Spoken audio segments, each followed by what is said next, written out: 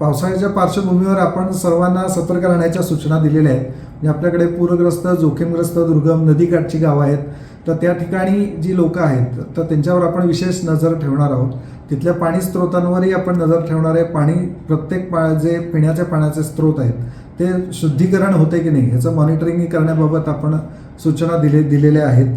आपल्याकडे सर्व मेडिसिन जी आहेत ती आपण प्राथमिक आरोग्य केंद्रामध्ये, उपकेंद्रामध्ये उपलब्ध केलेली आहेत. जिल्हा स्तरावर सुद्धा आपण नियंत्रण कक्ष चालू केलेला आहे आणि आपल्याकडे प्रत्येक PSCला आपण आरोग्य पथक असेल किंवा एपिडेमिक किट असेल ती आपण सगळीकडे ठेवलेली आहेत. आपली वाहन जी आहेत ते आपण सुसज्ज करून ठेवलेले आहेत. आपल्याकडे ASV ARV सारखा जो स्टॉक आहे तो सुद्धा आपल्याकडे पुरेसा आहे. आणि जे कीटकजन्य आजार आहेत त्या कीटकजन्य आजाराच्या बाबतीत सुद्धा आपण सतर्कता बाळगण्याचं आवाहन लोकांना करतोय.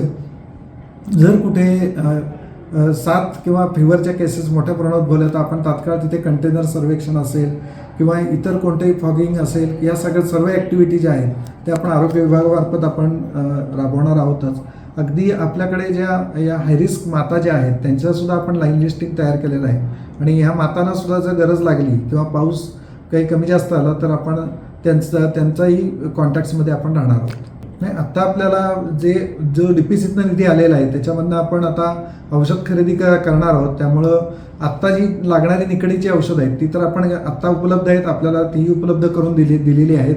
परंतु आपली वारंवार मागणी शासनाकडे आपण केलेली आहे, त्याचा पाठपुरावा सुद्धा आपला चालू आहे की आपल्याला जेवढ्या संख्येनं आणि पूर्ण वर्षभराचा सुद्धा औषध साठा जर आपल्याला मिळाला तर ते आणखीन जास्त चांगलं होईल.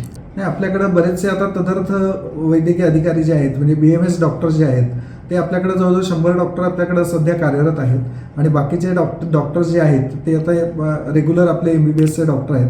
परंतु आपल्याकडं जरी आचारसंहिता असली तरी सुद्धा आपल्याला अत्यावश्यक सेवा म्हणून वैद्यकीय अधिकारी भरायला परवानगी आहे. आपल्याकडे जर कोणाचे अर्ज आले तर आम्ही नक्कीच त्यांना त्या राहिलेल्या ज्या रिक्त जागा आहेत 7 ते 8 तर त्या ठिकाणी आपल्याला त्यांना पोस्टिंग देत आहे. नाही, मी सांगितलं की जवळजवळ आपल्याकडे 68 PHCमध्ये 104 आत्ता माझ्याकडे BMS डॉक्टर आहेत. बाकीचे सगळे आपल्याकडं रेग्युलर डॉक्टर्स आहेत. नाही, आत्ता कमतरता नाही, परंतु त्या दृष्टीनं म्हणजे तुम्ही म्हणताय की औषध साठा जो आहे, कारण औषध साठा किती लागू शकतो किंवा किती कोण आजारी पडेल ह्याचं गणित नसल्यामुळं आत्ता आपल्याला DPCतनं ह्या वर्षीचा निधी आपल्याला माननीय पालकमंत्री सरांनी मंजूर करून दिलेला आहे. त्यामुळे आत्तासुद्धा आपली खरेदी प्रक्रिया होईल आणि आपण तो साठा आणू.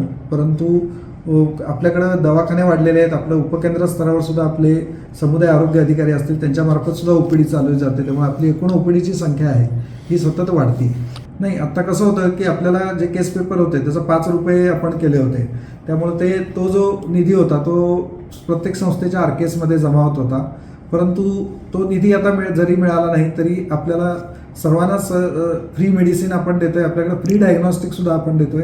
सर्व तपासण्या आपण सगळ्यांना फ्री करून देतोय. आता आपल्याकडं विंचूदंश आणि सर्पदंशाची पुरेशी औषधं आहेत.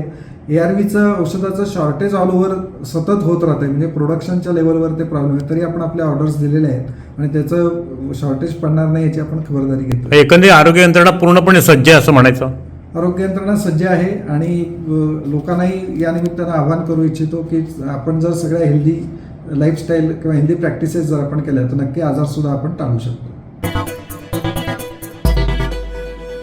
टाइम्स डिजिटलला लाईक करा, सबस्क्राईब करा, शेअर करा आणि बेल आयकॉन दाबायला विसरू नका. पाहत राहा टाइम्स डिजिटल.